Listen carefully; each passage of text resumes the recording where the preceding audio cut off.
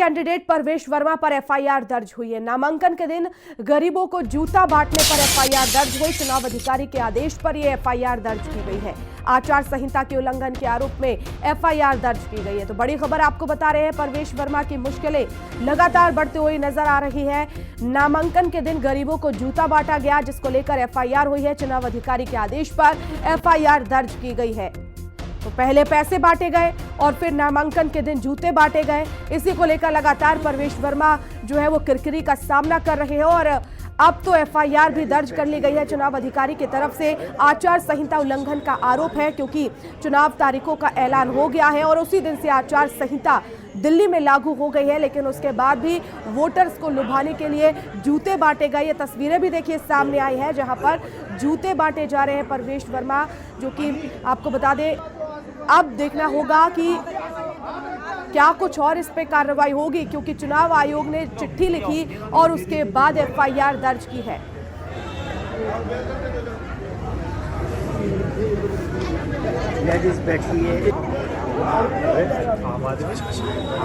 पहले पैसे बांटे और उसके बाद जूते बांटकर वोटर्स को लुभाने की कोशिश।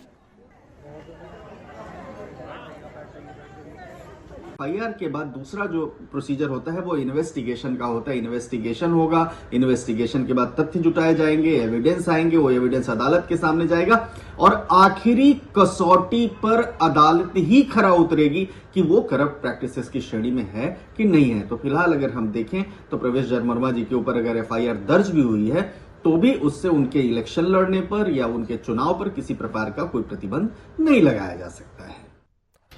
और आपको बता दें, आचार संहिता में कई कामों पर पाबंदी लगा दी जाती है, जिनमें से एक है नई योजना और नई घोषणाएं नहीं हो सकती हैं। सरकारी संसाधनों का इस्तेमाल नहीं किया जा सकता। दीवारों पर लगे पार्टी संबंधी नारे प्रचार हट जाते हैं। पार्टी के होर्डिंग्स, बैनर, पोस्टर भी हटा दिए जाते हैं। रैली, जुलूस और मीटिंग की परमिशन भी नहीं होती। और वहीं धार्मिक स्थलों का इस्तेमाल चुनाव के दौरान नहीं हो सकता। किसी को भी पैसा और सामान नहीं बांटा जा सकता है। प्रत्याशी या पार्टी पर निजी हमले नहीं किए जा सकते। मतदान केंद्रों पर वोटर्स को लाने के लिए गाड़ी मुहैया नहीं करवा सकते हैं। मतदान के 24 घंटे पहले से शराब वितरण पर भी बैन लगा दिया जाता है। तो आचार संहिता जैसे ही लागू होती है तो इन सभी कामों पर पाबंदी लग जाती है। किसी भी तरह से कोई ना तो पैसे बांट सकता है, ना कोई अन्य सामान।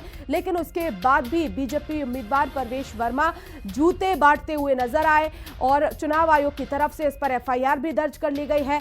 अब फैसला कोर्ट का होगा। जैसे कि हमने आपको वकील की बाइट भी सुनाई, उन्होंने साफ तौर पर कहा कि अब इन्वेस्टिगेशन होगी, तथ्य जुटाए जाएंगे और वो तथ्य अगर उनके खिलाफ हुए तो आगे की कार्रवाई होगी। लेकिन चुनाव लड़ने पर इस पर कोई भी असर नहीं होने वाला।